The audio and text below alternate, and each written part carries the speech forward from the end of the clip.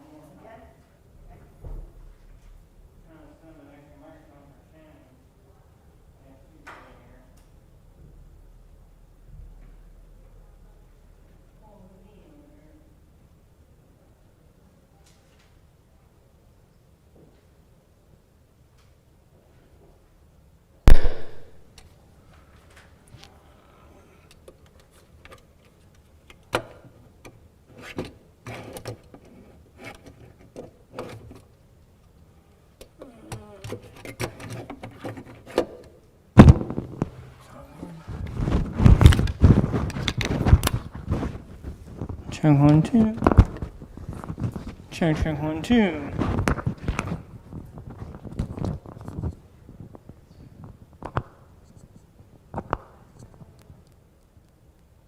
Check 1, 2. Check 1, 2. Check 1, 2. Check 1, 2. Test 1, 2.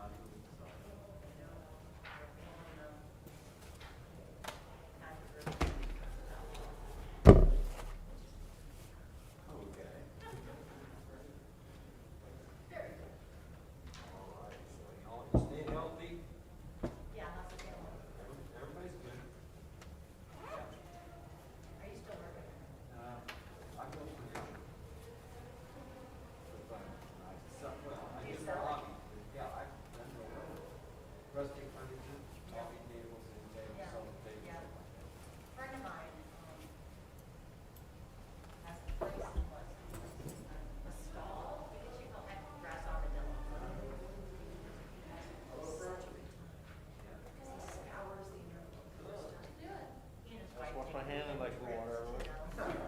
Oh, that was great. Actually, Good stuff. He loves it. Absolutely. That's right. Yeah, I got called talking about it 10 years ago. Oh, no, they should have cycled on the virus. And that's what they called it. And they were shut down. Yeah, I know. Yeah. I do.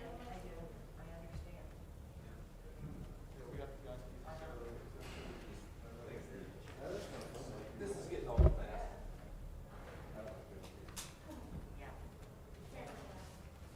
I saw in the news that we're hoping,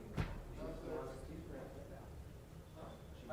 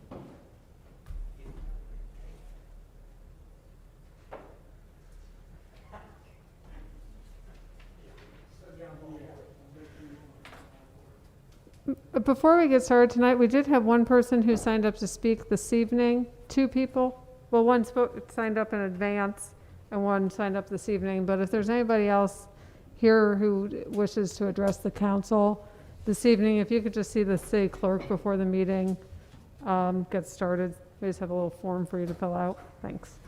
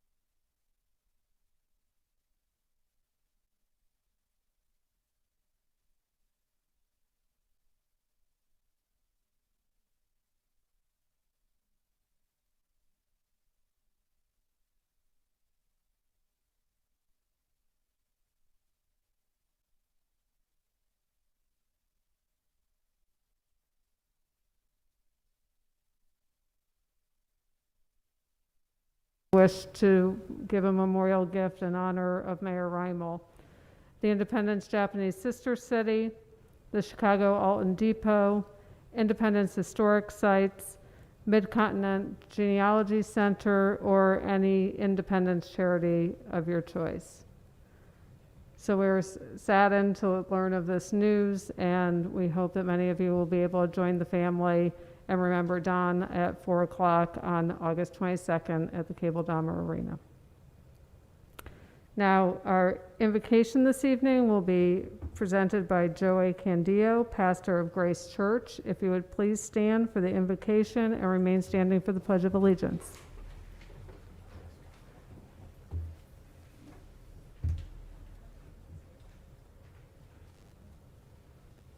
Okay. I guess not.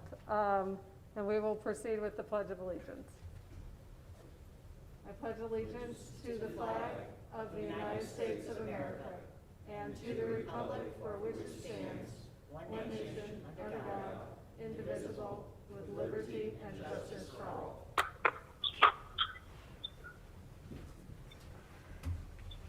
Okay, thank you very much. We did have two citizens who requested to speak to the council this evening. The first is Caleb Burns, who requests to speak regarding breed-specific legislation, recommendation, and repeal. Ms. Burns, are you here this evening? Oh, you're online. Okay, very good. Can you hear me okay? Yes. Okay, great. Does my time start now? Yes. Okay. Good evening, council members. My name is Kayla Burns, and I am a resident and registered voter of Independence. I am here to ask you to please remove the pit bull language from our city's ordinance. I would tell you my story about not being able to adopt multiple dogs that have crossed my path just because of their breed, but I would rather spend my time discussing with you why a ban on Staffordshire and Bull Terrier breeds is harmful, ineffective, and costly. This is a good time to point out that pit bull is not even a breed. It is a derogatory term assigned to a multitude of breeds who exhibit certain physical features that our city government has deemed threatening, solely based on a look and not of the actions of the dog itself. The ban is dangerously broad, and if it's not repealed, would continue to target any dog that resembles a pit bull. Dogs who are friendly and well socialized could be killed just because they look a certain way and not at all because of their actions. This is based on the unsupported assumption that one common breed is more dangerous than others. Why do we need to ban an entire breed that is already covered under the broad animal ordinances that Independence already has that restrict any dangerous dogs? Independence's city code already outlaws animal fighting and fight training and provides punishment for nuisance, vicious, and dangerous dogs. It is not then necessary to ban the Staffordshire and Bull Terrier breeds too, if they are already included in those ordinances. This law criminalizes innocent dogs and forbids responsible, caring owners from adopting animals who need a loving home. Breed-specific laws simply don't work. The stated purpose is to reduce dog bites and attacks, and while many municipalities have passed these laws, there's no statistical evidence that they make communities safer for people or companion animals. In fact, they often make matters worse, like in Florissant, Missouri. Between 2005 and 2015, after they enacted a similar ban, reported dog bites doubled despite the decline in the city's population. It is so ineffective that the following organizations oppose BSL: the Centers for Disease Control, the American Veterinary and Medical Association, the ASPCA, and the American Bar Association.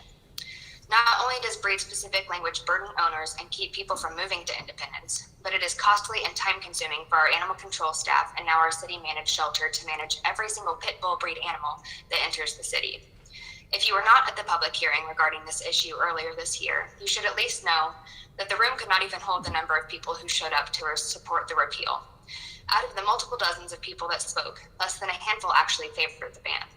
In fact, there were 2 dog attack survivors that spoke in favor of the repeal because they understand that you can't punish an entire set of breeds based on the actions of a few dogs whose owners were careless and irresponsible.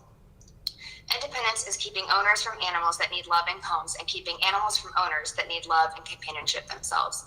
I ask you to either consider repealing the ban yourselves or at least put it to a vote on the November ballot and allow citizens to show you how much they disagree with this egregious ban. The deadline to add items to the November ballot is August 25th, so time is running out.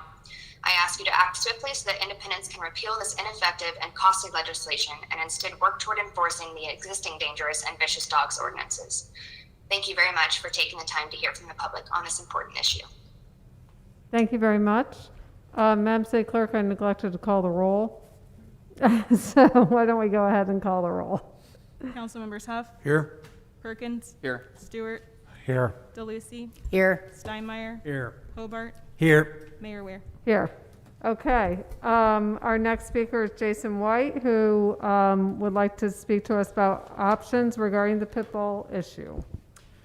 Good evening. My name's Jason White. I served on the joint committee that looked at the issue. I'm not here to give you the report yet. You get to hear me again next Monday night, along with Ralph Ruckman, the chair of the Board of Health, and Tim Watkins, the chair of the Joint Animal Welfare Committee. The reason I'm here tonight is just a few minutes because, as she mentioned, there are a variety of options that you all have, and one of them does have a timeline on it. So I just wanted to make sure you were well aware of that. We identify 4 obvious options for you all to consider.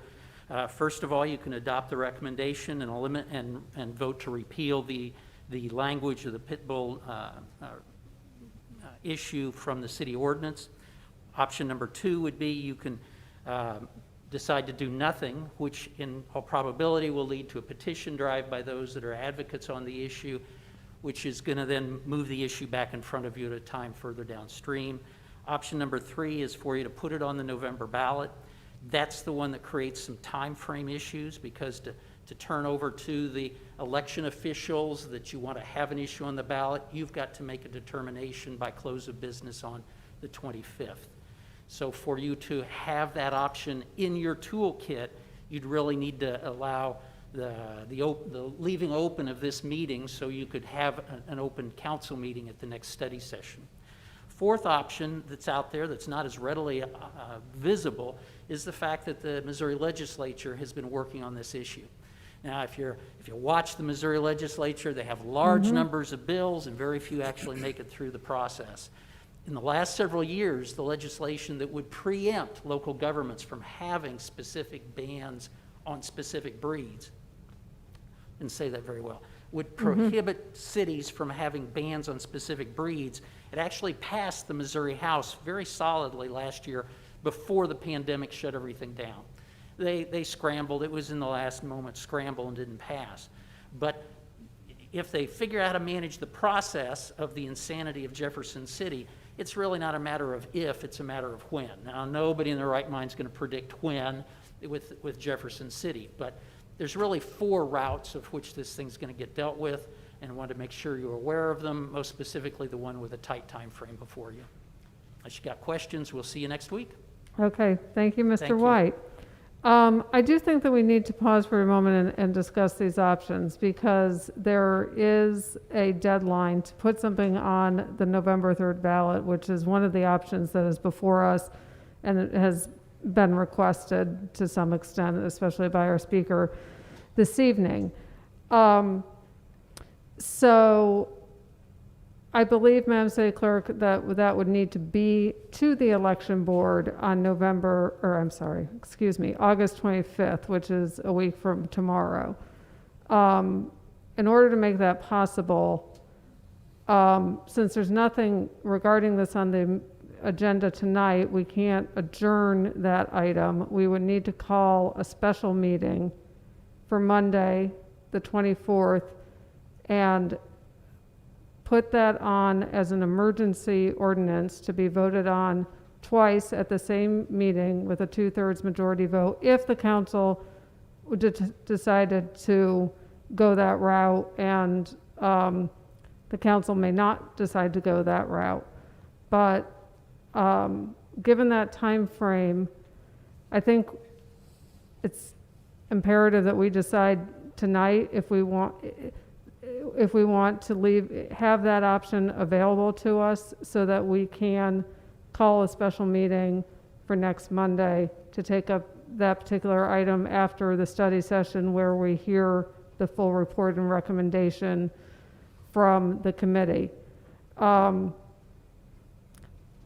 Obviously, November 3rd is a very busy and important election day. The advantage, Mr. City Manager, if I understand it correctly, is that we would only incur a portion of the cost of that election if we were to add something, rather than incurring the entire cost of an election if we were to put this on a ballot, say in February or April, where there may or may not be anything else on the ballot from any other jurisdiction. If it was a standalone election, like say next February, and there were no other issues on, as the only jurisdiction with the measure, you're correct, we would bear the entire cost of that election. Okay. So why don't we just think about that through this meeting, and at the end of today's meeting in council member comments, we can discuss that further if we want, unless you don't need time and you want to make a determination now to give us that option.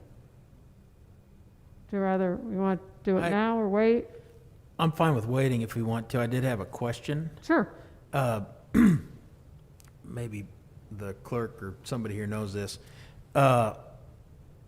If we don't put it on, if we don't agree to do the emergency and put it on the ballot for November, and there is a petition, what's the protocol? Does it automatically, we have to have the election, or do we get to choose the ballot that it goes on? If there is a petition and they meet the requirement, number of signatures that they would need, which would be a citywide election, the council can either accept the petition, or the council can elect to put it on the next available election date. So whatever the next time, available time for an election, it would have to go on that one. Do we know what the difference in cost, just approximately, would be between if we hurry to do it in November, or if it was, say, it's the only thing on a ballot? I don't know what the issue would be for November. I just hate to speculate. I can tell you when we've had standalone elections, though, that's ranged between $100,000 to $200,000, depending on which election cycle you're hitting. I would be making a really irresponsible guess if I tried to speculate the November number, though. Okay, are there any other questions? Madam Mayor, Yes. if I may, so the history of this, Madam City Clerk, perhaps you can dive in here as well. How was this brought forth to the council in the first place, and how do those steps move forward with that petition? If the individuals decided to do an initiative petition, they'd have to get the required amount of signatures, which is outlined in the charter in Article 7, and then that would be brought forward to the council, quite similar to the AMI situation, if you recall that. I do recall that. Is that how this was, is this how the ban was established, was through that initial petition The brought before the original, city council? I don't recall. I'd have to look and see how that was passed previously. Okay. I have to say that we're discussing something that's not on our agenda, and I've had problems in the past discussing things that were not on our agenda, and I'm not comfortable discussing the substance of this because it has not been on our agenda. I don't think it's appropriate. Any other comments or questions? Okay. Next, we have a proclamation for National Preparedness Month. Madam City Clerk. Whereas National Preparedness Month is a nationwide event held each September, and whereas the goal of National Preparedness Month is to increase public awareness about the importance of preparing for emergencies and to encourage individuals to take action. And whereas the City of Independence will not truly be prepared for a disaster and/or pandemic until every individual, family, and business takes personal responsibility for being prepared. And whereas all residents of the City of Independence should take steps to prepare for emergencies because residents must have the ability to care for themselves and their families for an extended period of time during an emergency. Whereas the residents of Independence should read and follow the City of Independence Citizens Plan found on the City of Independence Emergency Preparedness Division website and learn of the necessary preparedness actions and COVID-19 safety precautions and guidance. And whereas the current COVID-19 pandemic and other natural disasters throughout the United States are having a severe effect upon the United States and the City of Independence, and consequently making the importance of pre-planning and preparedness abundantly clear.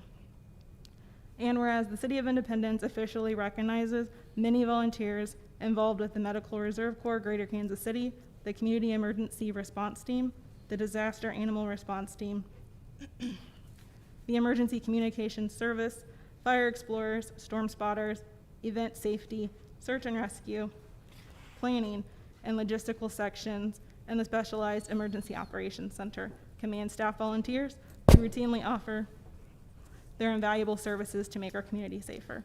Now therefore, Eileen N. Weir, Mayor of the City of Independence, Missouri, hereby proclaims September 2020 as National Preparedness Month. Thank you. Jonte, would you like to come up? I think it's been National Preparedness Year, but we'll recognize it this month.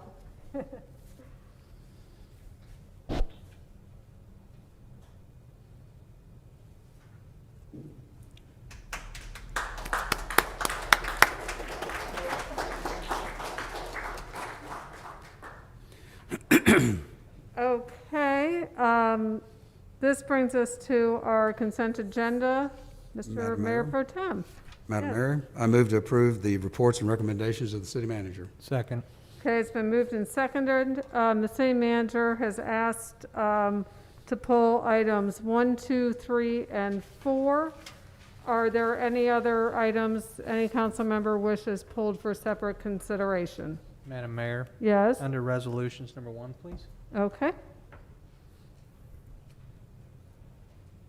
Any others? Madam City Clerk, will you please call the roll on the consent agenda? Councilmembers Huff, Yes. Perkins. Yes. Stewart. Yes. DeLucy. Yes. Steinmeier. Yes. Hobart. Yes. Mayor Ware. Yes. Mr. City Manager, do you want to talk about 1, 2, 3, and 4? Certainly. Madam Mayor, members of the council, last August, the voters of Independence approved the implementation of the use tax that was commonly known around here as Proposition P, of which half of the funds were to be $750,000 to support the animal shelter operations, and the other half of those funds to support the hiring of 30 new police personnel. In April of this year, to clarify, city staff took an item to the Public Safety Oversight Committee, who's responsible for overseeing the police portion of that use tax.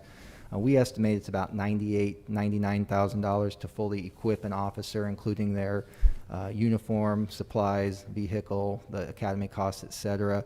The committee did find that to be in keeping with the provisions of the tax. However, even though we've generally discussed that with the committee, because this is really our first, one out of the chute where we would be purchasing equipment for officers associated with the tax, I believe it would be appropriate to have that committee review these 4 items specifically for appropriateness, so that the council has just an extra set of eyes on this and some assurances about that. So it would be my recommendation that between now and your next meeting, which would be September 8th, that staff call a meeting of the Public Safety Oversight Committee to have them review these 4 items and bring forward a recommendation on each of the 4 items.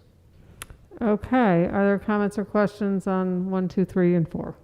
Mr. City Manager, could you, you and I discussed this earlier, and I am a firm believer that we should not buy equipment for officers that we haven't hired yet.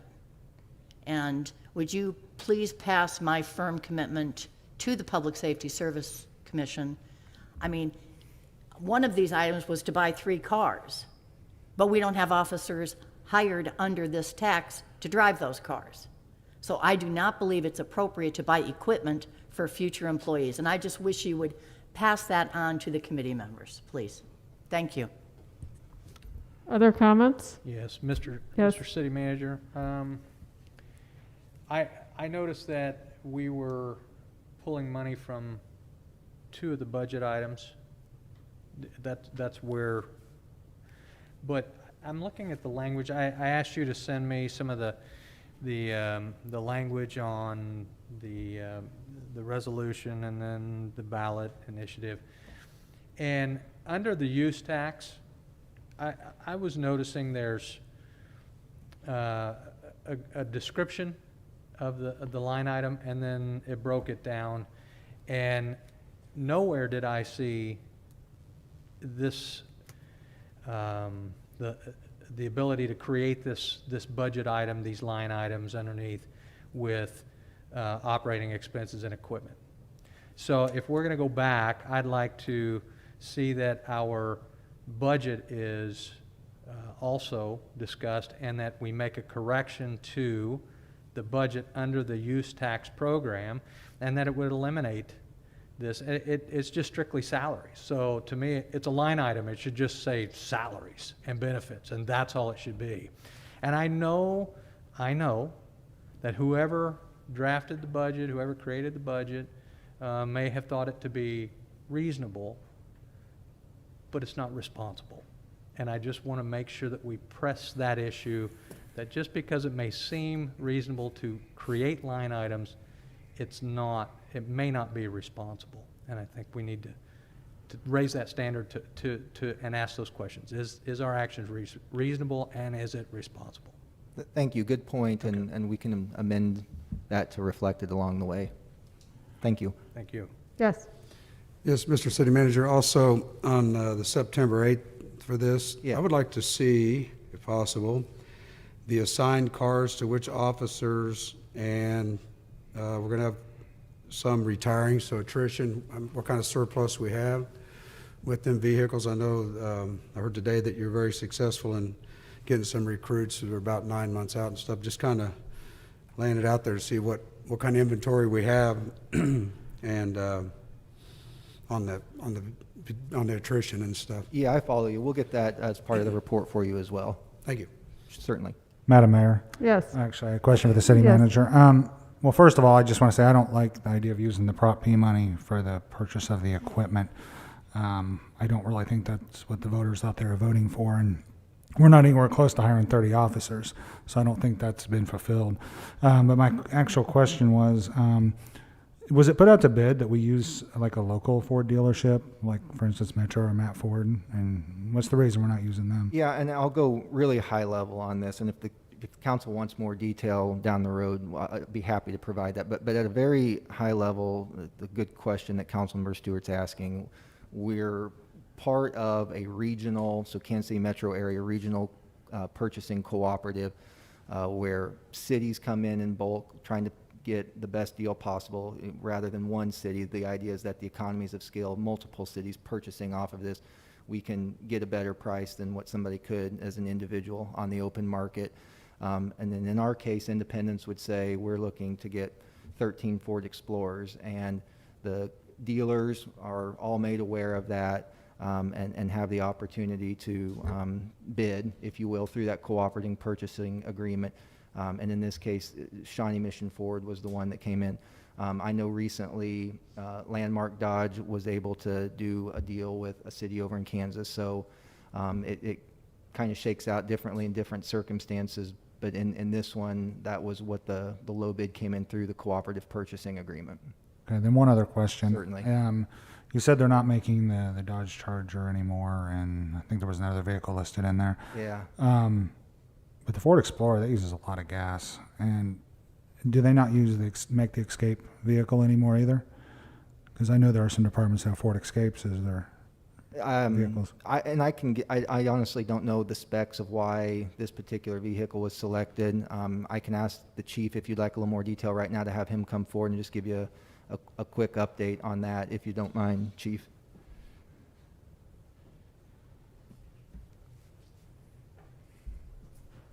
Good evening, Mayor, members of the council. Brad Halls, the Chief of Police. To start, I don't know if they're pursuit rated. It depends on what cars we're buying for. If it's administrative staff, there's not going to be pursuit rated.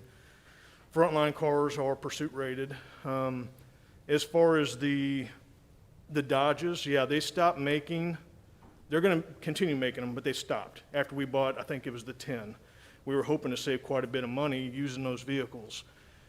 They stopped production. We have been told we don't know how much they're going to be when they start producing them again, but the dimensions on the inside is going to be different. So therefore you have to buy, not all, but like cages and all that. For years we've done really good because we can just take cages from vehicles. We've refurbished light bars in-house for 10 years. But we're at the position now, those light bars need to be replaced. So I hope that answers your question. I just don't know if they're pursuit rated or not. Okay, thank you. One other thing, Chief, sorry. Chief. On these, being that we chose to be a green city, have you investigated a electric car? Some of them, they say, outrun a Corvette. So I didn't know if we looked into it, since we have chosen to be a green city here, why we're not looking at maybe a hybrid even. Yeah, we've I know they're researched it. probably We've never expensive. demoed one, though, I can tell you that. I mean, not saying that we shouldn't, we just have yet to do that. Because a lot of it comes down for us trying to save money with the installs and keeping the same equipment and all that. Mm-hmm. But we can certainly, there's a lot of different things out there now that we didn't have even 2 years ago. Madam Mayor. Yes. Regarding to the vehicle pricing and the packaging that you were discussing, I remember maybe 2 years or so ago, we were looking at a similar situation, and from talking to some of the guys in the industry, I mean, I prefer to buy local, of course, but sometimes they don't even put a bid in on some of these projects and these cars and stuff, so we have to look outside of the city, unfortunately. That's just, for whatever reason, our Miracle Mile guys don't bid on the projects around here, so. Sometimes they do, sometimes they don't, and I really have no scientific reason of why that is.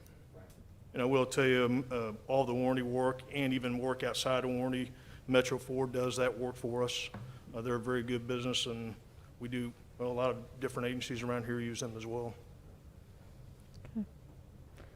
Thank you, Chief. Anything else for the Chief? I mean, this caught my eye too, because this is a very important issue to our city, and we want to make sure that it's handled precisely correctly. So I appreciate the recommendation to send this back and take another look at it. I did reread the ordinance. There's a lot of things that go into this. There's the ballot language, there's the ordinance, there was, work done by citizen committees. I didn't think to look at the budget, so that's a good cross-check as well in the future. And,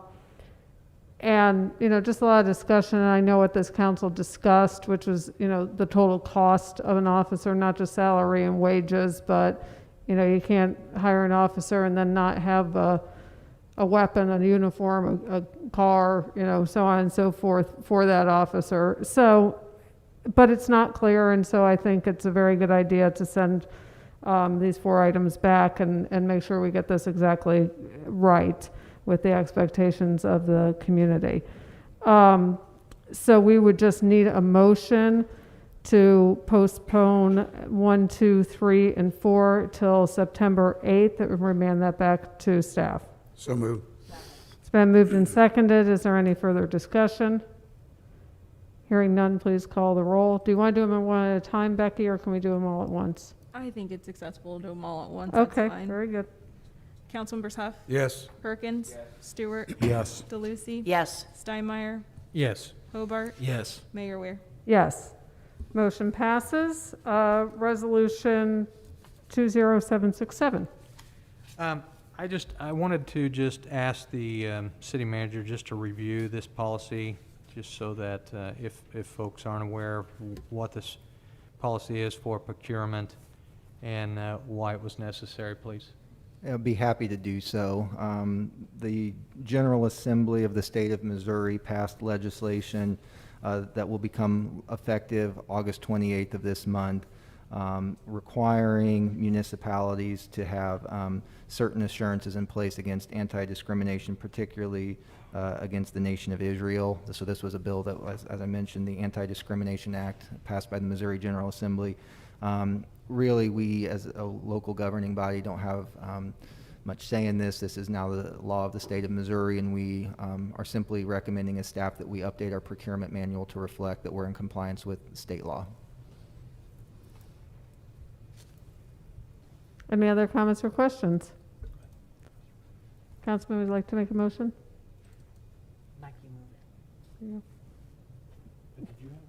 No. Okay. I'm sorry. I'd like to move to approve 20-767. Second.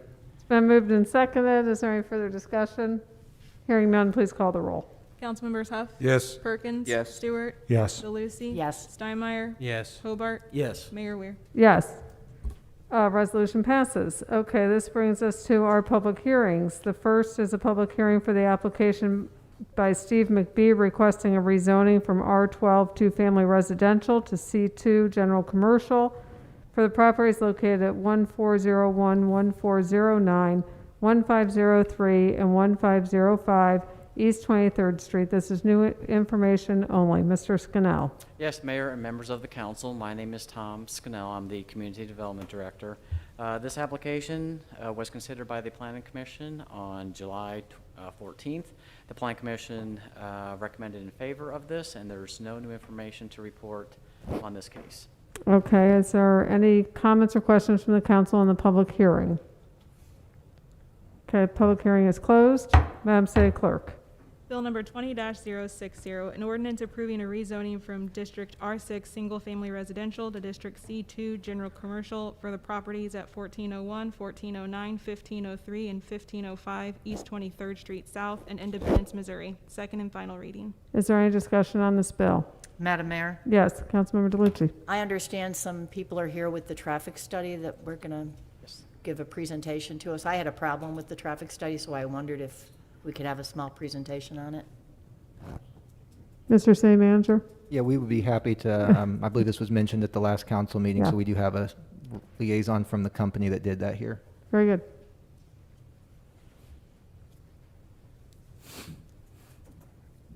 Good evening, Jeff Wilkie from Trans Systems, 2400 Pershing, Kansas City, Missouri.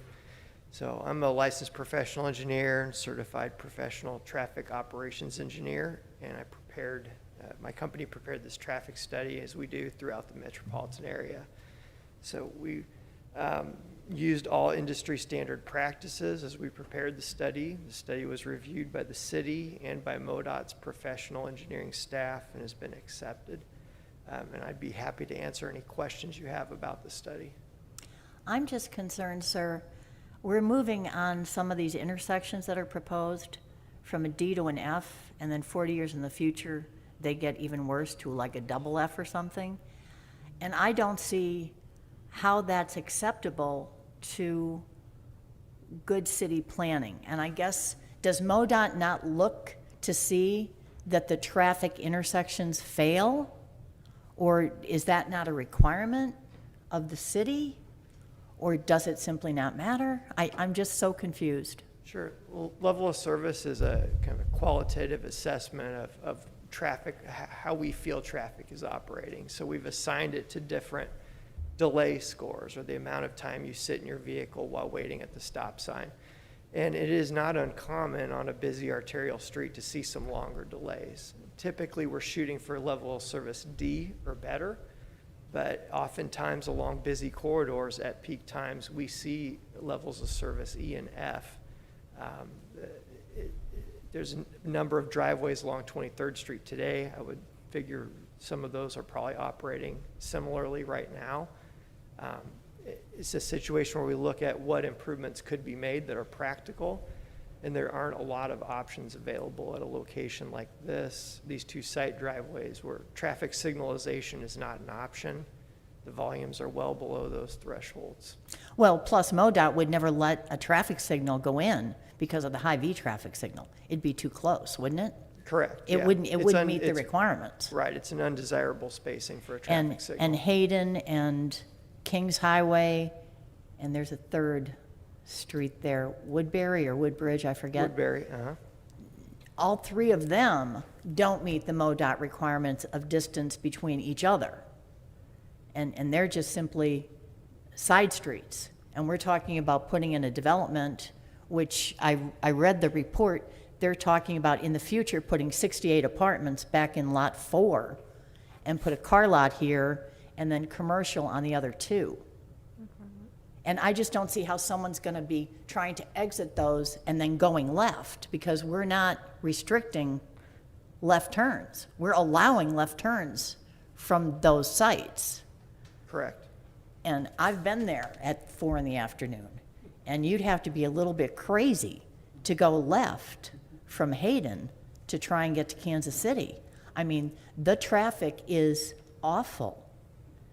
And yet you're saying that this development meets the requirements? Okay. Am I wrong in saying that you're saying left turns are allowed? Left turns are allowed, yeah, and as we've documented in the study, and they will experience a lower level of service at peak times.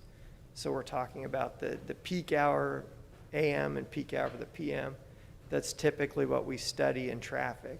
You know, other times of days, we'll probably experience better operations as traffic volumes are lower on 23rd Street.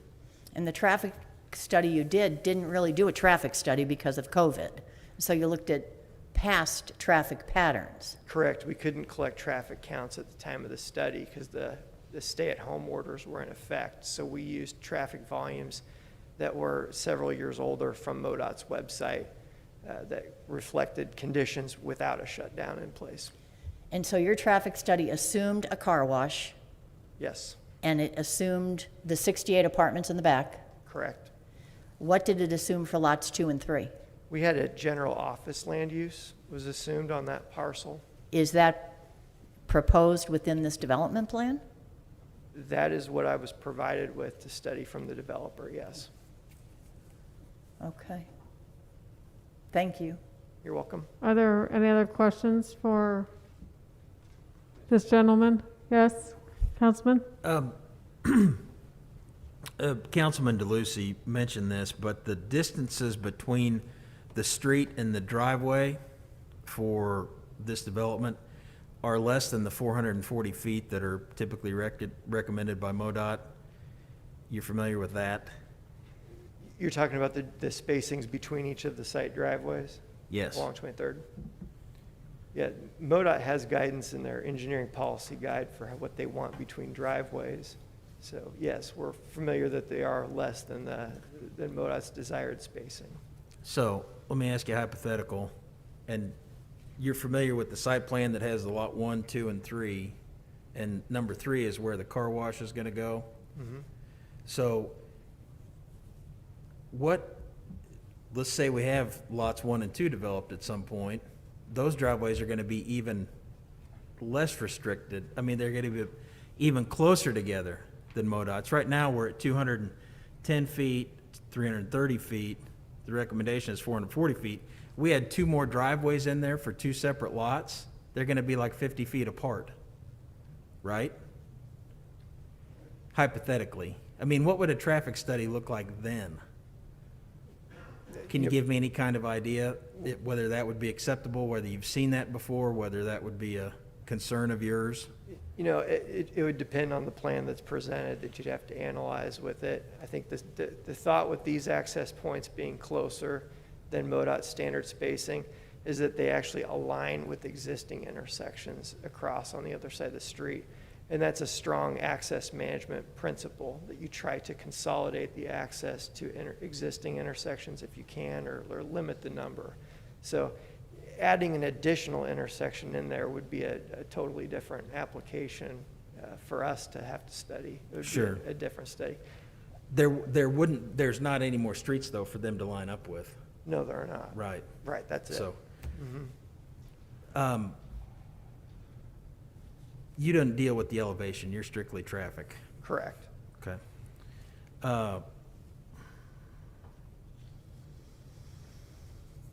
That's all on Okay, that. well then we'll get Mr. Scannell back up to answer your elevation question. Are there any other questions on the traffic portion? Okay. Councilman Hobart, did you have a question about the elevation from Mr. Scannell?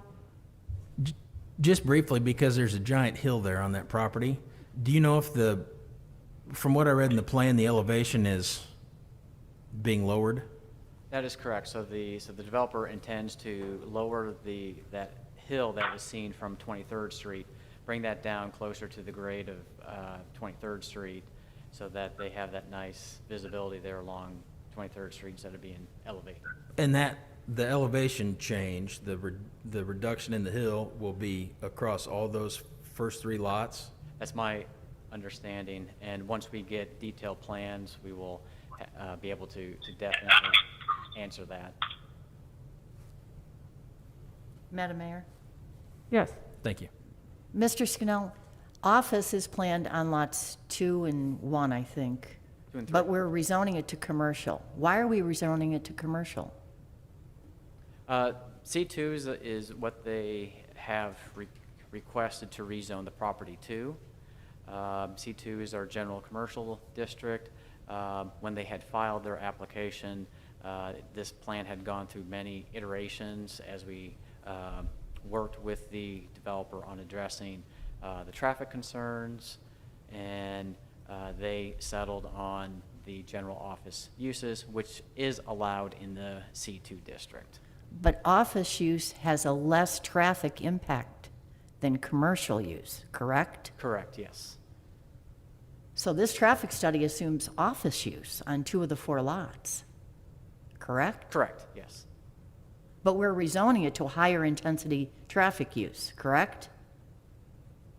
We are rezoning it to C2, which, like I said, does allow for general office use. Okay, thanks. And one thing to note, at the Planning Commission meeting, there was a condition that was placed on the plat that stated that if there any use other than general office was proposed on either of those 2 front lots, they had to come back with a revised traffic study to account for that. Even if we rezone it C2? Correct, yes. Why? It's already zoned C2.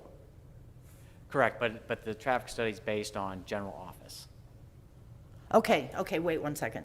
So you're saying we're going to rezone it to C2 today, but tomorrow, if they decide they don't want to put office in, which we already know they don't want to put office in, we're going to make them do another traffic study for commercial?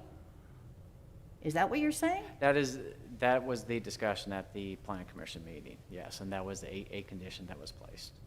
How can we do that? Madam Lawyer, one something is C2, it's C2, right?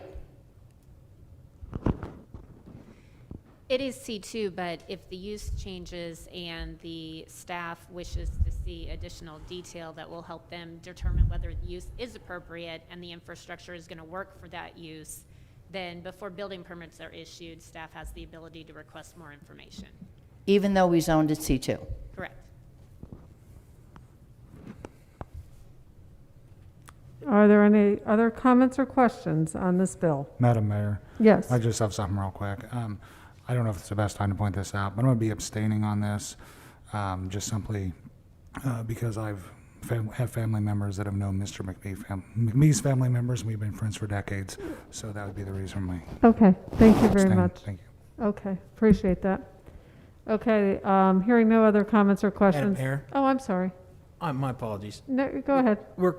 Real quickly, Mr. Scannell. So Mr.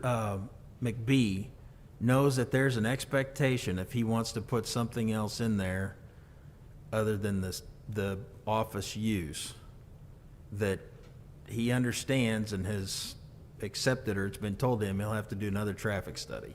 Correct, yes.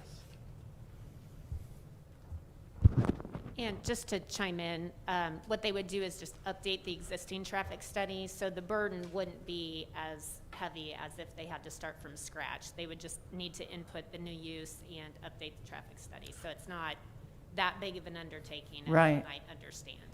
And we couldn't tell him no, Well, correct? If it's already zoned C2. Well, the use needs to work and the conditions need to be met. We have a whole bunch of other things in the code that need to be met before building permits can be issued.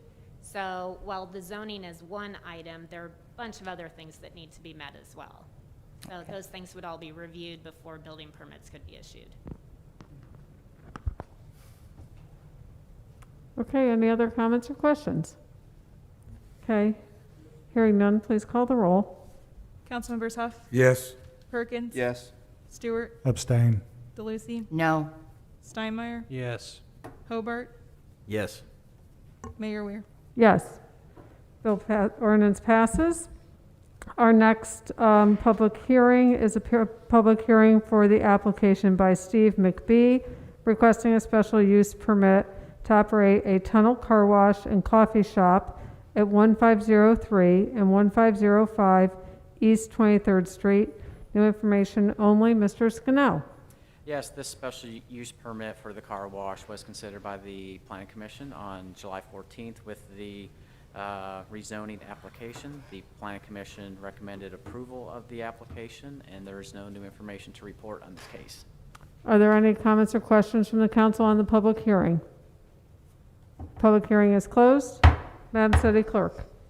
Bill number 20-061, an ordinance approving a special use permit to operate a car wash at 1503 and 1505 East 23rd Street South in Independence, Missouri. Second and final reading. Is there any discussion on this bill? Hearing none, please call the roll. Councilmembers Huff, Yes. Perkins. Yes. Stewart, Abstain. DeLucy, No. Steinmeier, Yes. Hobart, Yes. Mayor Weir. Yes, ordinance passes. The next public hearing is for the amendment to the Unified Development Ordinance, Chapter 14 of the Independence City Code relating to accessory building and residential fence setbacks in Section 14-400-01 and 14-40002. This is a full public hearing. Mr. Scannell. Yes, this Unified Development Ordinance, also known as UDO, is looking at or seeks to amend the accessory building setback requirements. This mainly affects those residential lots that are corner lots, and it is looking at the exterior setback, so meaning the setback from the street. We have had a number of inquiries into these setbacks. We've researched it, compared our regulations to other communities in regards to these accessory setbacks, as how we handle them on corner lots. Found out we were out of compliance or out of the norm with our peer communities. So we're seeking that adjustment to try to give those people who have corner lots the ability to use a little more of their property to site or to locate an accessory building. So an accessory building, think of a carport or a shed or a detached garage. The other portion of this UDO amendment is in regards to residential fences. Again, dealing with fences on corner lots, and this seeks to take our fence standards back to what they were pre-UDO, so pre-July 1st of 2009. The Planning Commission held their public hearing on July 14th, and they recommended approval of both of these amendments. So that concludes staff's presentation. Okay, this is a full public hearing. Is there anybody here who wishes to speak in favor of this amendment? Is there anyone wishing to speak in opposition to this amendment? Are there any comments or questions from the council on the public hearing? Okay, the public hearing is closed. Madam City Clerk.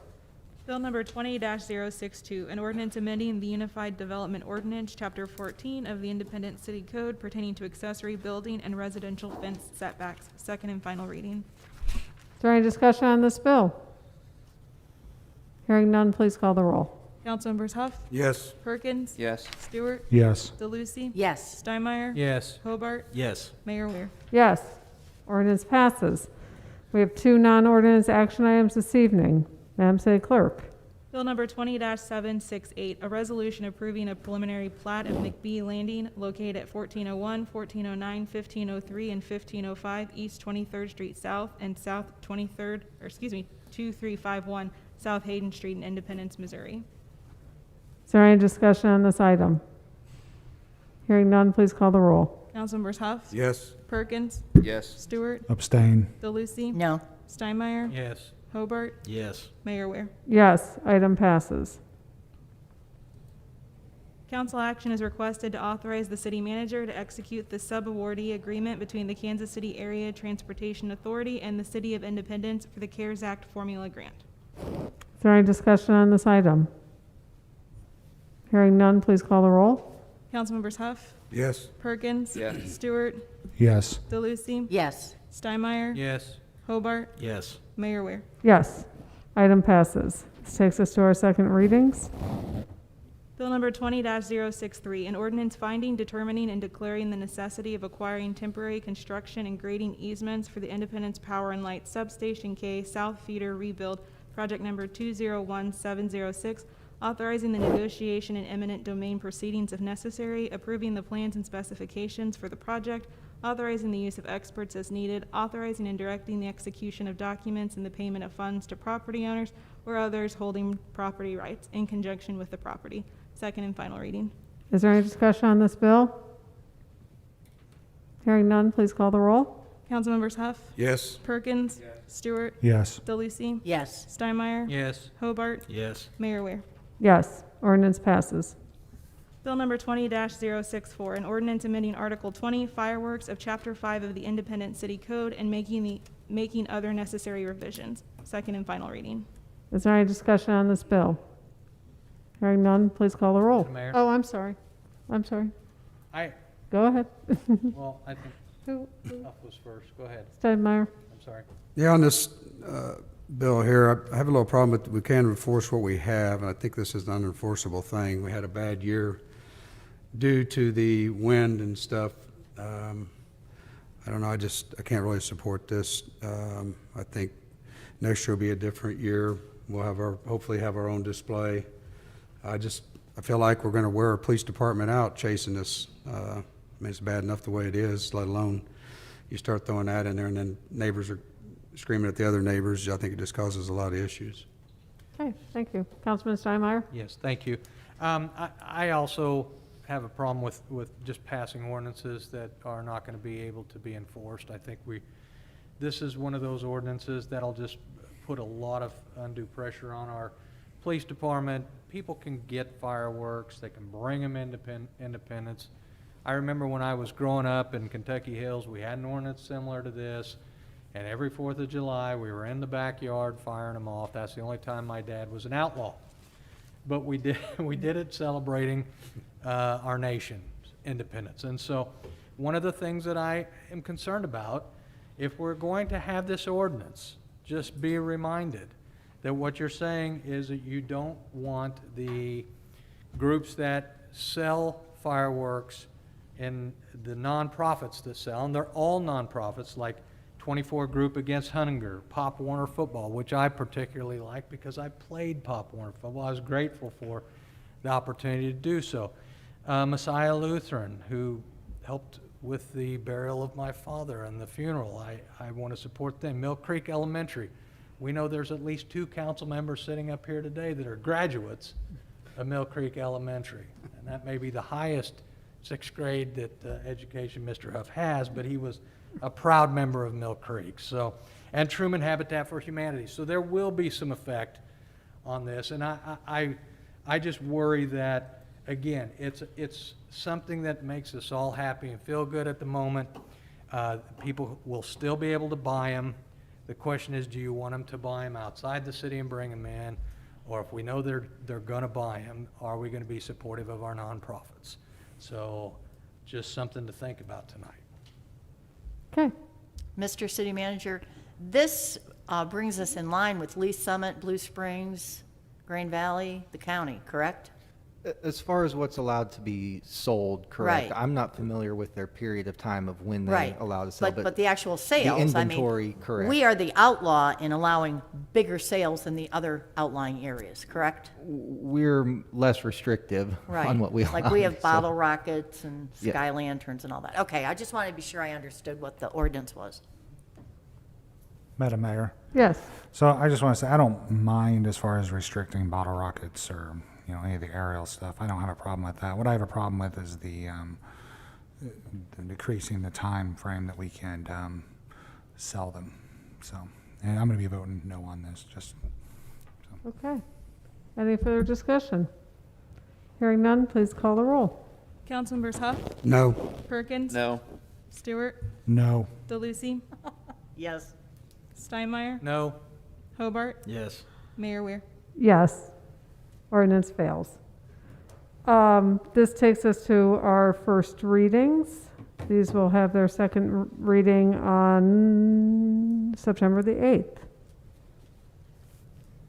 Bill number 20-056, an ordinance accepting a 20-foot general utility easement to the city across Little Blue Valley Sewer District's property at 21101 East 78 Highway. Bill number 20-065, an ordinance approving a rezoning from District I-1 Industrial to District R6 Single Family Residential for the properties at 711 and 715 South Northern Boulevard in Independence, Missouri. Bill number 20-066, an ordinance vacating an existing 3-foot utility easement recorded in Book 1539 at page 476 of the Jackson County Deed Records and located at 11004 East 40 Highway. Bill number 20-067, an ordinance vacating an existing 10-foot utility easement recorded in Book 1387 at page 1367 of the Jackson County Deed Records and located at 11004 East 40 Highway. Okay, thank you very much. Before I move on to the council member comments, for those who may have tuned in a few minutes late, I just wanted to share what I shared at the beginning of the meeting. As we all know, our former mayor, Don Reimel, passed away on August 12th.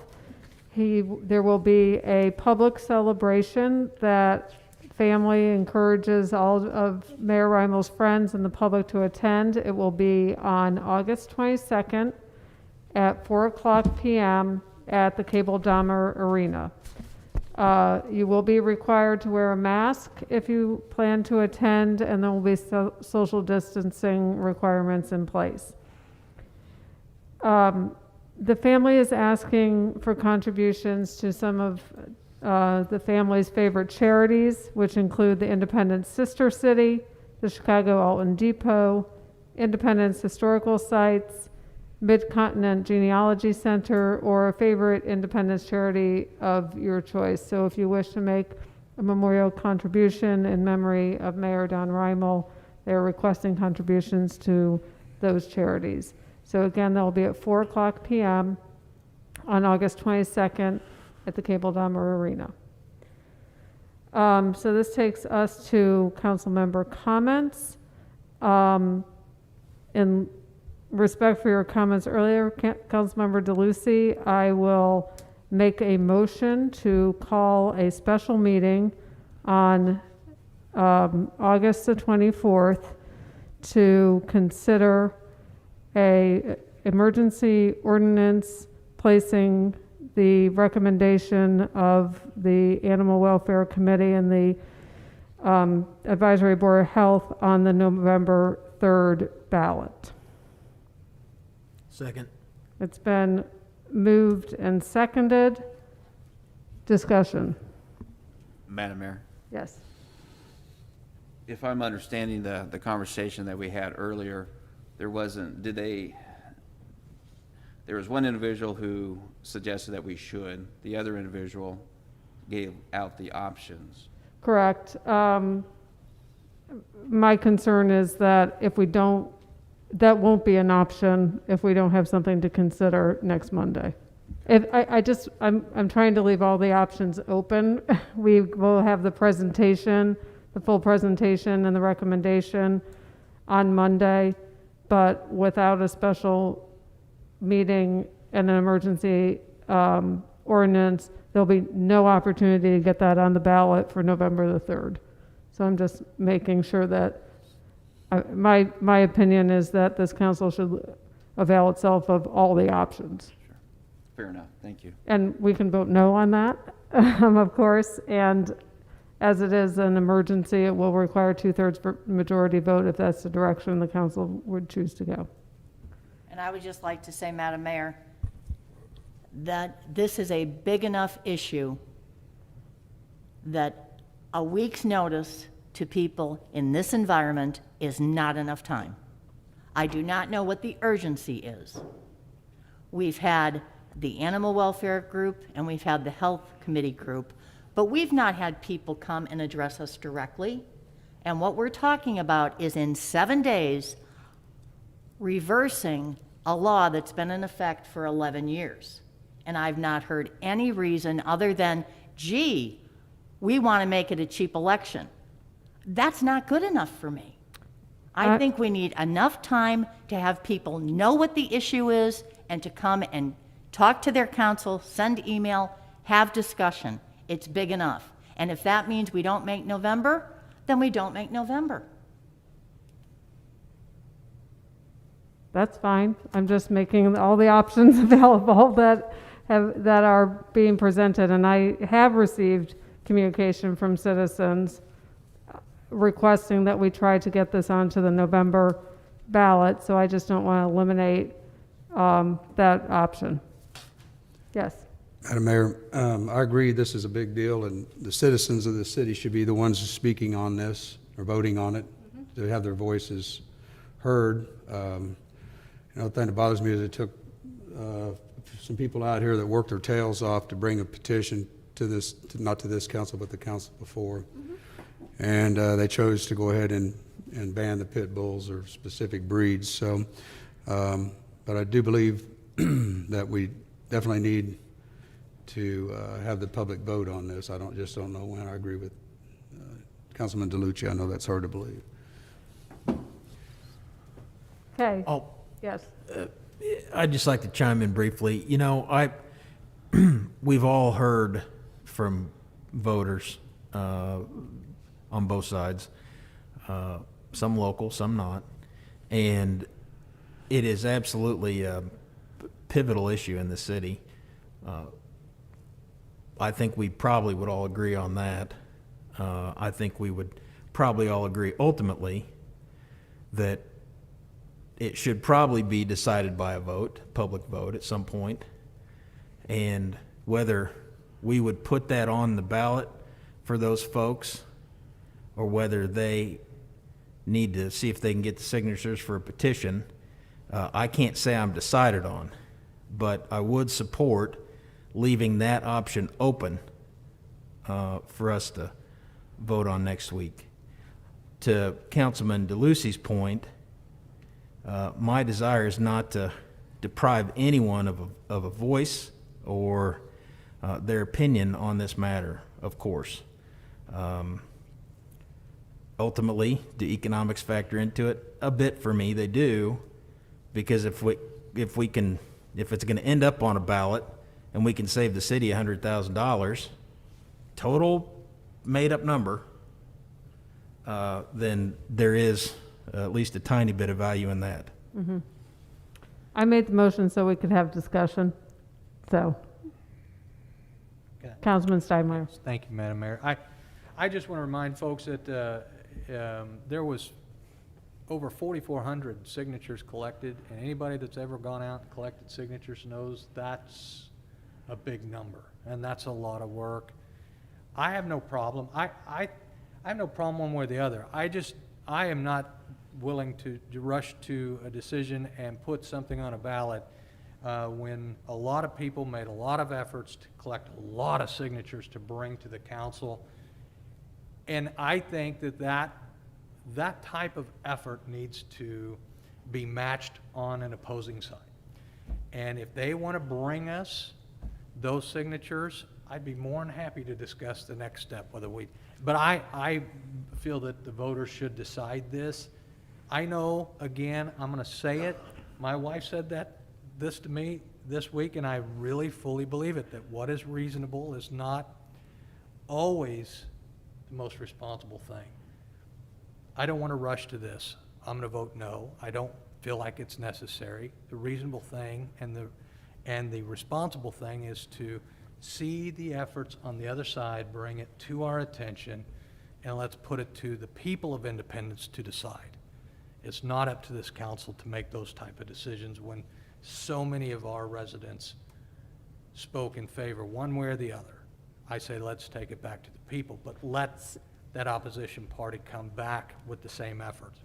So my motion is to call a special meeting to vote on this. I just want to be clear. I'm not asking that we vote to put it on the, vote to put it on the ballot. I'm saying the motion is, do we want to have a special meeting to consider that option? I just want to be clear on that. Any other discussion? Thank you for the clarity. Okay. Madam City Clerk, will you please call the roll on the motion to call a special meeting for August 24th? I'm getting my dates screwed up. August 24th. Councilmembers Huff, No. Perkins, No. Stewart, Yes. DeLucy, No. Steinmeier, No. Hobart, Yes. Mayor Ware. Yes. Motion fails. Okay. Council member comments. I'll start on my right with Councilmember Stewart. I have nothing tonight, Mayor. Thank you. Okay. Councilmember Perkins. Nothing tonight, Mayor. Councilman Huff. Yes, I do. I had a couple comments here. I had a phone call today. This be Mr. City Manager. Man said that he's been trying to get a building permit for over 4 months, and says that they tell him that there's backlog and they can't get to it. Of course, you know, as a city employee, so I know everybody always says that kind of stuff, but I'd be willing to give his name up after the meeting, and maybe we can research that and see what's exactly going on, because we definitely don't want to slow down any buildings. Number 2, the Bass Pro Audit, where are we at with it? I'll ask our finance director to come up and give you an update on that.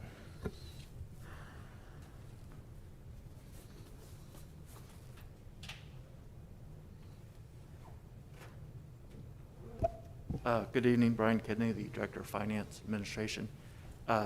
We actually did get the draft today. So the draft is going through quality control on our side, and we should be able to have a draft here. I'll leave it to City Manager when he'd want to present a draft on that. So we don't have a time yet. Mr. City Manager? There's a Welcome. process with an audit, is what I'm hearing, that we're Yeah. under a quality control review right now, and then once that's completed, we have no reason to sit on it after that. Right, on that, I hope that, I've been doing a little work on this thing and myself personally, and I find it really hard to believe that we've taken this bond backing and actually made it, like a obligation without the city citizens approving that. I know it's been going on for a while, and then I kick back and think, since there's no skin in the game for the developer out there and everything, it's all on the city. Hope that's addressed in this thing. It just seems that, the bond issue, I was just wondering myself, we pay out all this money every time it comes due.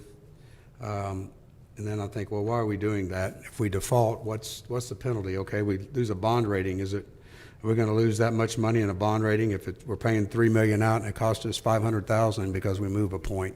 I mean, I really don't know the answer to that. It just seems that we're kind of being held hostage here, and I hope that comes out in this audit, because that's definitely what I wanted. I made it very clear to start with the forensic, and it went to a comprehensive, but I hope that's addressed in there, that there's something going on there that's not right. I mean, the burden's on all these taxpayers here, and I don't think that's fair. I think people should be held accountable, whoever they are, or whenever it happened. I know it was way before anybody on this council. So one other thing I had, the procurement thing on the July purchase. I think we need to maybe revisit this 100,000 mark. I was looking at last month for this July is $1.3 million. I had a couple questions. Brian, you're on this one too. What is the utility municipal advisor for 50 grand? So that is a contract with PFM, Public Advisors, to be the municipal advisors for bond issues for the utilities. Okay. And then the other two I had questions on. We already settled the car thing. I was a city employee, so I know that we pulled it out of that pool. It just bothers me that we buy vehicles in Kansas. I wish we could get our people out here to support or get into that thing. But the other one I had was Mr. Nail. There's a couple here. Kind of question. I'm trying to figure out what a 2021 winter summer peak operating study is for 50 grand. And the other one I have is Johnson Control Fire Protection, $60,000. That's $5,000 a month. What kind of maintenance, or was there a project out there or something? Councilman, this is Jim Nail, General Manager, Power and Light. The fire protection one, that is the ongoing service agreement to maintain and inspect the fire protection systems in the service center. It includes both the service center and the deluge system that's in the power plant. That is still required to be in service in order for us to insure that building. But at $5,000 a month seems extremely high for an inspection. But it was bid. Those were bid competitively. Okay. That was the agreement that we got. The other one, the winter summer transmission studies.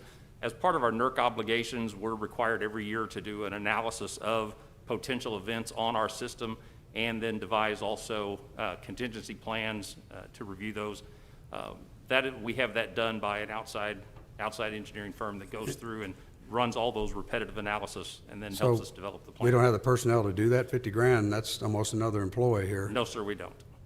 And we've been doing that one outside for several years. No, just because we've been doing it doesn't mean it's right. I'm just wondering, it seems like a lot of money for something that you have. How many NERC guys down there working for you right now? Well, that's not a NERC study, that's an engineering study. Engineering study. And part of it's the personnel, and also it's the program that's required to run that depth of an analysis. It's quite a high-powered program that they use to run those. Okay, thank you. Yes, sir. That's all I have. Okay, thank you. Councilmember DeLucci. Nothing, thank you. Councilmember Steinmeier. Yes, I do. Mr. City Manager, I have, as you know, the first week I asked you to help me do two things in terms of the 3rd District, specifically in the Valley, and that's rebuild trust and to help me understand some of the zoning under industrial. I asked you to, I challenged you and your staff to look at the business park language and to come back with something that would match some of the expectations, some of the inputs that we've had prior to my arrival, but knowing that, having gone to all the meetings, the concerns of the valley, because we need to do something, and people out there want to do something. So I asked you to do those two things, the trust and help to kind of put together the new wording for business park. And I just want to say to you after the second meeting that I was truly impressed with what Tom Scannell brought, and I thought he is on the right track. I think that the folks in the valley are going to, I hope that they're going to be excited about where we're at. He said he's about 70-80%. We're going to work on some other things. But sometimes the staff doesn't get appreciated enough, and I just wanted, Tom, I just wanted to tell you thank you for what you've done to this point.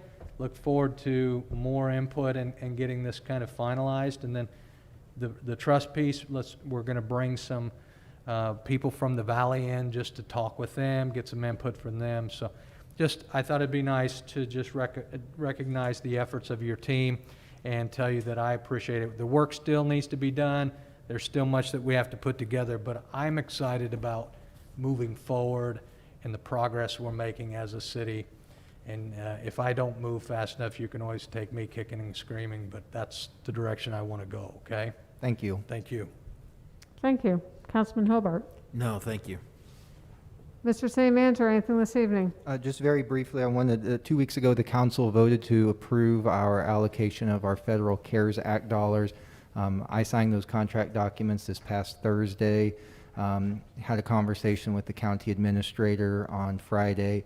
I believe early this week yet, if not by tomorrow, our funds will be wired to us and in our account, ready to go to work for the people of Independence. So I just wanted to update all of you on that. And nothing else this evening, Mayor. Okay, let us know when those get deposited, please. I certainly will, absolutely. Okay, we are adjourned.